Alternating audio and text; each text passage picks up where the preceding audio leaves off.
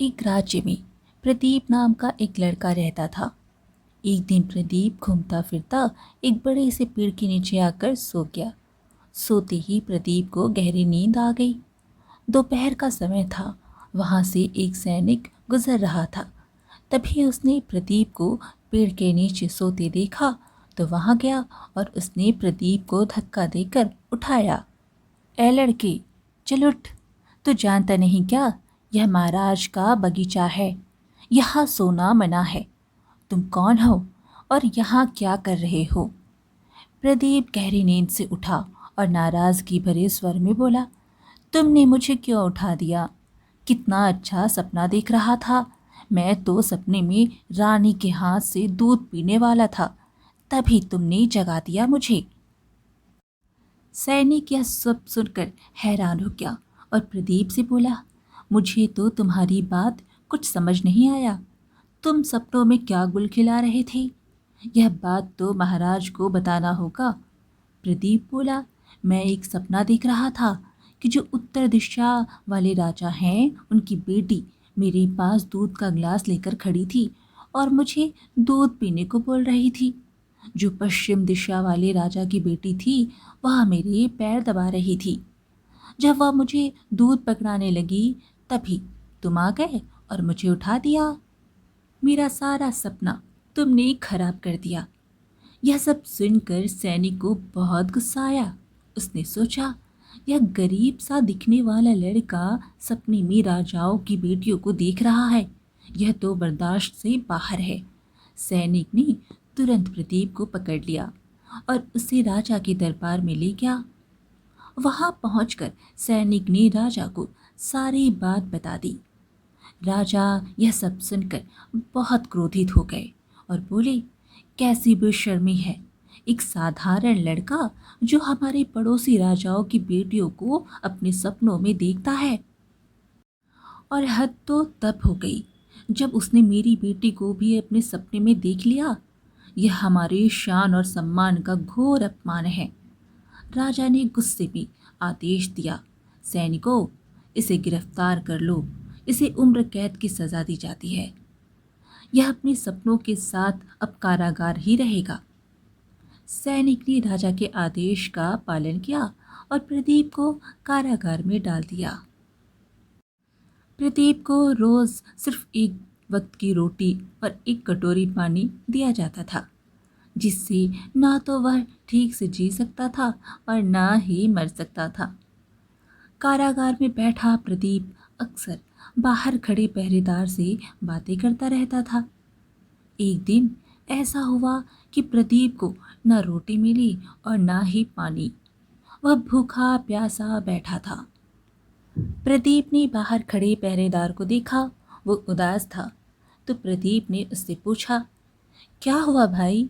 राजा का कोई रिश्तेदार मर गया है क्या जो तुम इतने उदास हो? सैनिक बोला, मरा तो कोई नहीं, लेकिन पश्चिम दिशा वाले राजा हमारे राजा को एक चिट्ठी लिखी है।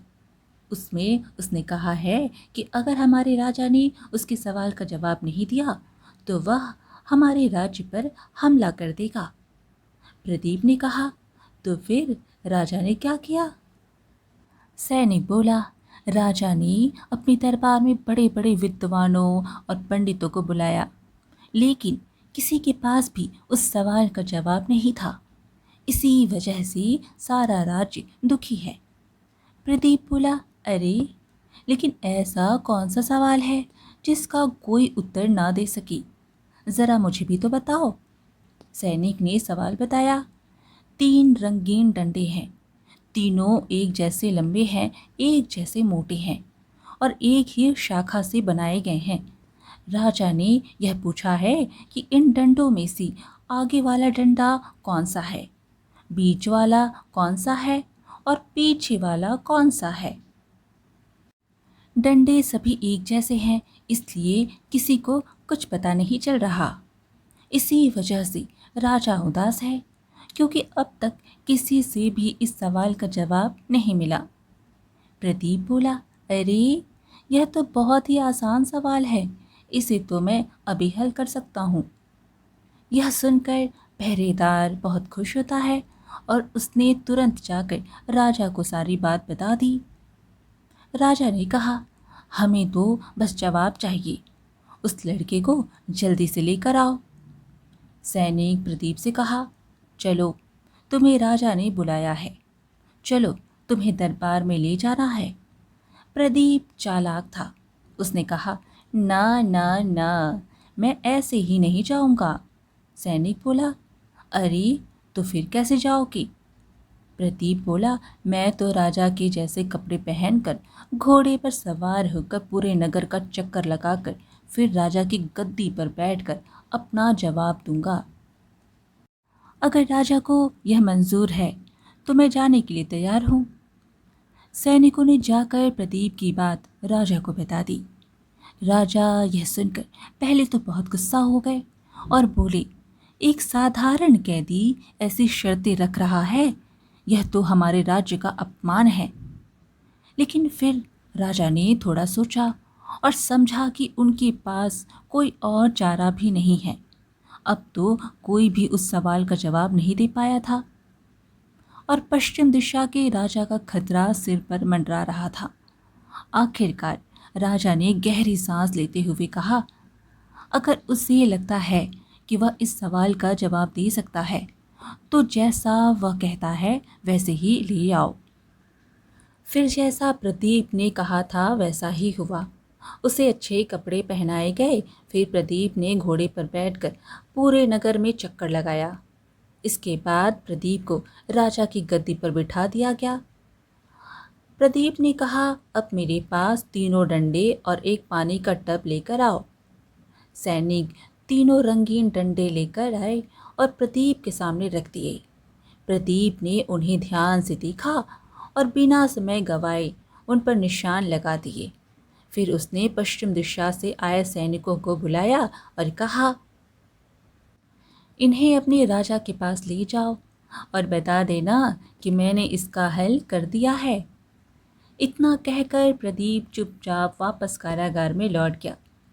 पहरेदार यह सब देखकर हैरान था। उसने प्रदीप से पूछा, तुमने इतनी जल्दी इस सवाल का हल कैसे ढूंढ लिया? प्रदीप बोला, यह तो बहुत आसान था। वह डंडे बेर की लकड़ी के थे। मैंने उन्हें पानी में डालकर देखा तो पानी में डालते ही जो डंडा सबसे भारी था वो डूब गया। वही आगे वाला हिस्सा था। जो थोड़ा कम डूबा वह बीच वाला हिस्सा था और जो ऊपर तैरता रहा वह उसका पिछला हिस्सा था। बेर की लकड़ी ऊपर से नीचे तक एक जैसी दिखती है, इसलिए देखने से कोई फर्क नहीं दिखता, लेकिन पानी ने सच बता दिया। पहरेदार प्रदीप की चतुराई देखकर दंग रह गया। प्रदीप ने जो निशान लगाए थे वे बिल्कुल सही निकली। पश्चिम दिशा के राजा ने जब डंडों को देखा और जांचा तो वह मान गया कि जवाब बिल्कुल सही है। इससे वह बहुत प्रभावित हुआ और उसने हमला करने का इरादा छोड़ दिया। राज्य में शांति बनी रही। हालांकि इस पूरे मामले के बाद भी प्रदीप को कारागार से रिहाई नहीं मिली। वह कई दिनों तक वैसे ही कारागार में कैद रहा।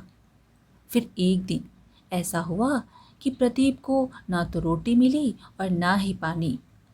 बाहर खड़ा पहरेदार भी चिंतित दिखाई दे रहा था। प्रदीप ने उसे देखा और पूछा, क्या हुआ भाई, आज फिर से राजा को कौन सी परेशानी आ गई? पहरेदार बोला, आज एक नया सवाल आया है। इस बार पश्चिम दिशा के राजा ने एक जैसी 3 घोड़ियां भेजी है। वो तीनों देखने में बिल्कुल एक जैसी है, एक ही रंग, एक ही कदकाठी और एक ही चाल। राजा ने पूछा है कि इनमें से नानी कौन है, माँ कौन सी है और बेटी कौन सी है।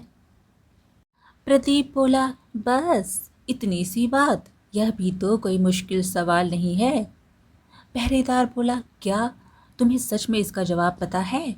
प्रदीप बोला, हाँ, अगर राजा मुझे फिर से वैसे ही ले जाने की इजाज़त दे जैसे पिछली बार ले गया था तो मैं इस सवाल का भी जवाब दे दूंगा।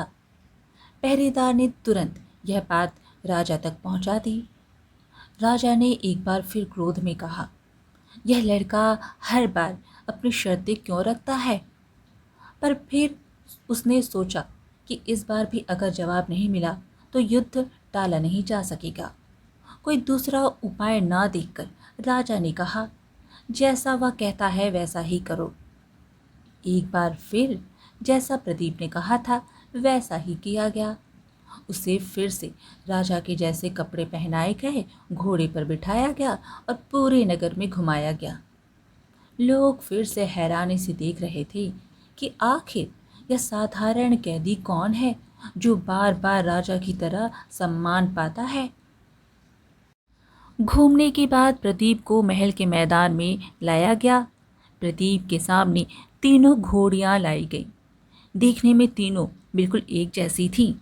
ना कोई फर्क दिख रहा था, ना कोई पहचानने का तरीका समझ आ रहा था। हर कोई उत्सुकता से प्रदीप को देख रहा था कि वह इस चुनौती को कैसे हल करेगा। तब प्रदीप ने कहा, इन घोड़ियों के आगे खाने के लिए घास डालो। सैनिकों ने तुरंत ऐसा ही किया। तीनों घोड़ियों के सामने घास रख दी गई। प्रदीप ने बिना कुछ कहे तीनों घोड़ियों पर निशान लगा दिए और सैनिकों को आदेश दिया कि वे इन्हें वापस लेकर जाए और पश्चिम दिशा के राजा को दिखाए। इसके बाद प्रदीप फिर से अपनी इच्छा से कारागार लौट गया।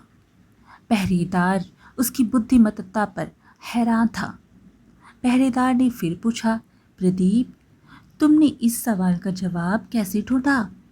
प्रदीप बोला, अरे यह तो बहुत आसान था। जो सबसे आराम से खड़ी रही और बड़े सलीके से घास खाई वह नानी है। उम्र और अनुभव ने उसे संयम सिखा दिया है।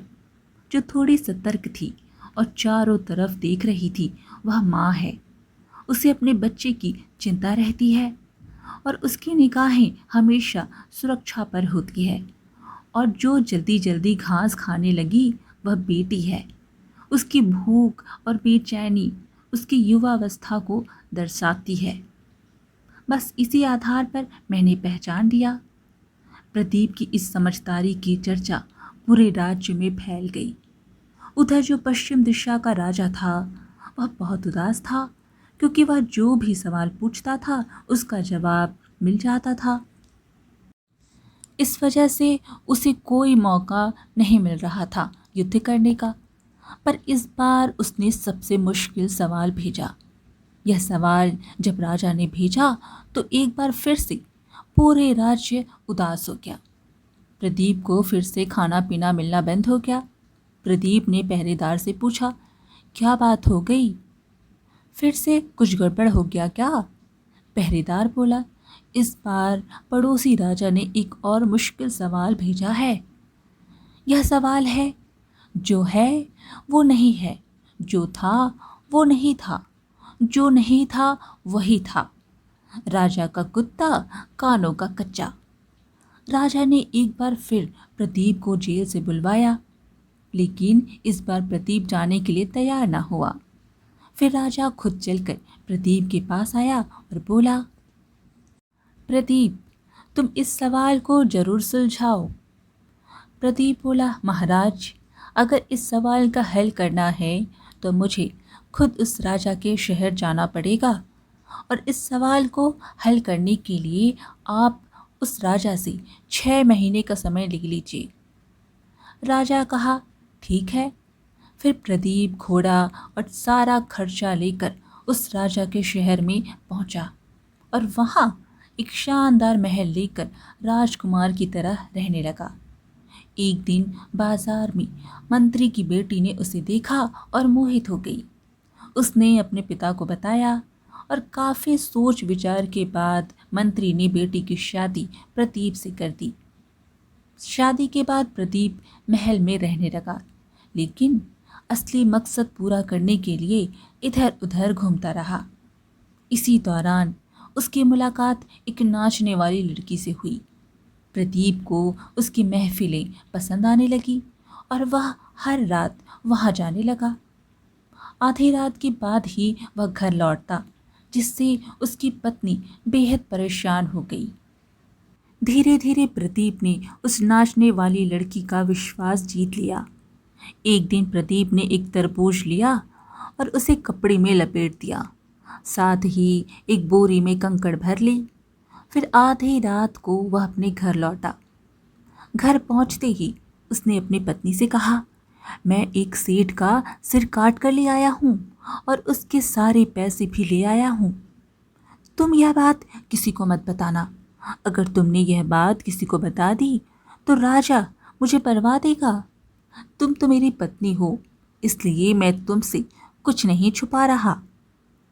लेकिन यह राज किसी और को मत बताना।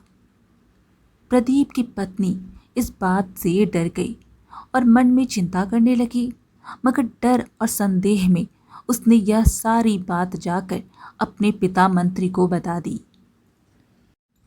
मंत्री ने इनाम की लालच में बिना देर किए यह बात जाकर राजा को बता दी। महाराज, मेरा दामाद किसी सेठ का सिर काटकर उसका धन लूट लाया है। यह सुनते ही राजा को क्रोध आ गया। उसने तुरंत सैनिकों को आदेश दिया कि वे प्रदीप को पकड़कर दरबार में लाए। सैनिक प्रदीप को गिरफ्तार करके राजा के सामने ले आए। जब इस बात की खबर नाचने वाली लड़की को मिली तो वह भी प्रदीप को बचाने के लिए राज दरबार में पहुंच गई। दरबार में आते ही उसने राजा से कहा, महाराज, उस सेठ का कत्ल तो मैंने किया है। यह जो लड़का है इसे आपने बेवजह पकड़ लिया है। यह सुनकर मंत्री चौंक गया और बोला, नहीं महाराज, यह औरत झूठ बोल रही है। कत्ल तो इस प्रदीप ने ही किया है। अगर आपको यकीन नहीं आता तो इसके घर से सेठ का सिर मंगवा लीजिए। मेरी बेटी इसकी पत्नी है, उसे सब पता है कि इसने सिर कहाँ छुपाया है। मंत्री की बेटी ने कहा, महाराज, इसने मुझसे कहा था कि इसे संभाल कर रखना। महल के पीछे एक कमरे में इसने सिर को कपड़े में लपेट कर छिपा रखा है। साथ ही वहाँ पैसों की एक बड़ी बोरी भी है जिसे इसने छुपा रखा है। आप अपने सैनिकों को भेजकर दोनों चीज़ें मंगवा सकते हैं। राजा ने अपने सैनिकों को आदेश दिया, सैनिकों, जाओ और उस सिर को लेकर आओ। कुछ ही देर में सैनिक महल के पीछे के कमरे से एक कपड़े में लिपटी एक सिर जैसी चीज़ लेकर आ गए। राजा ने आदेश दिया, इसे खोलो और दिखाओ। जैसे ही कपड़ा हटाया गया सभी हैरान रह गए। उसमें एक सिर नहीं बल्कि एक बड़ा तरबूज था जो देखने में बिल्कुल सिर जैसा लग रहा था। राजा गुस्से से आग बबूला हो गया, लेकिन प्रदीप जोर जोर से हंसने लगा। फिर उसने कहा, महाराज, तीसरे सवाल का जवाब भी आपको मिल गया है। राजा बोला, वो कैसे? प्रदीप ने कहा, महाराज, आपने पूछा था जो है वह नहीं है, जो नहीं है वह है। अब देखिए, जो मेरी पत्नी है वह वास्तव में मेरी पत्नी नहीं है, क्योंकि वह तो मुझे मरवाना चाहती थी। लेकिन जो मेरी पत्नी नहीं है, यानी यह नाचने वाली लड़की, वो मेरे लिए मेरी असली पत्नी से भी बढ़कर है। उसने खुद को दोषी बताकर मेरी जान बचाने की कोशिश की। बताइए, क्या यह सच नहीं है? राजा बोला, बिल्कुल सही। प्रदीप ने कहा, आपका दूसरा प्रश्न था, जो था वह नहीं था और जो नहीं था वही था। इसका मतलब यह है कि जो सिर समझा जा रहा था वह वास्तव में सिर नहीं था बल्कि एक तरबूज था, और जो असली सिर था वो तो कभी था ही नहीं। राजा बोला, बिल्कुल सही बात है। प्रदीप ने फिर कहा, महाराज, आपने आगे पूछा था राजा का कुत्ता कानों का कच्चा, तो वो खड़ा है ना महाराज, आपका मंत्री। आपका कुत्ता इतना कानों का कच्चा है कि अपनी बेटी की बात मानकर अपने ही दामाद को मरवा कर पैसों का इनाम हासिल करना चाहता था। तो बताइए महाराज, क्या मेरी बात सही है? राजा बोला, बिल्कुल सही है।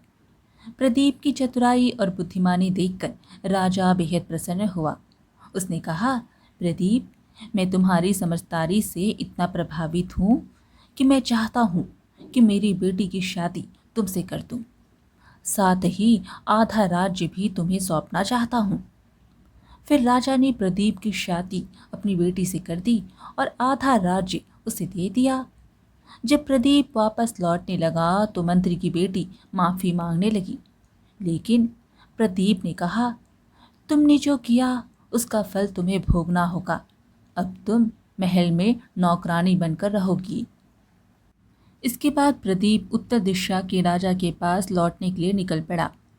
जैसे ही वह अपने राज्य के पास पहुंचा, राजा ने सोचा कि पश्चिम दिशा का राजा उस पर हमला करने आ रहा है। वह डर गया और तुरंत अपना दूत भेजा। दूत ने कहा, कृपया हम पर हमला ना करें। आप चाहे तो मेरे राजा का आधा राज्य और उनकी बेटी का विवाह भी स्वीकार कर सकते हैं।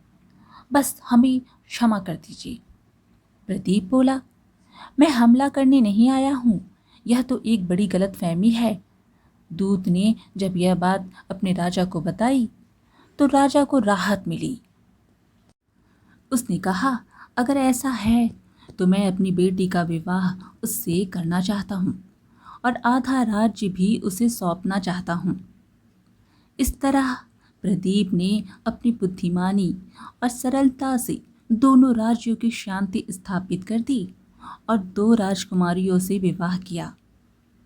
फिर उसने उस सैनिक को बुलाने का आदेश दिया जिसने उसे पकड़कर राजा के दरबार में पेश किया था। जब सैनिक आया तो वह डर के मारे कांपने लगा। प्रदीप ने मुस्कुराते हुए कहा, डरो मत, तुमने उस दिन मेरे सपने को सच करने में मदद की थी। अगर तुम मुझे पकड़कर ना लाती तो आज मैं इस मुकाम तक नहीं पहुंचता। हर इंसान की किस्मत उसके कर्मों से बनती है। प्रदीप ने सैनिक को ढेर सारे इनाम देकर सम्मानित किया। इस तरह प्रदीप की चतुराई और सहनशीलता ने उसे महान बना दिया। आज की कहानी यहीं पर समाप्त हुई। फिर मिलेंगे एक और कहानी के साथ। कहानी पसंद आए तो लाइक शेयर ज़रूर करें और चैनल को सब्सक्राइब करना बिल्कुल ना भूलें। धन्यवाद।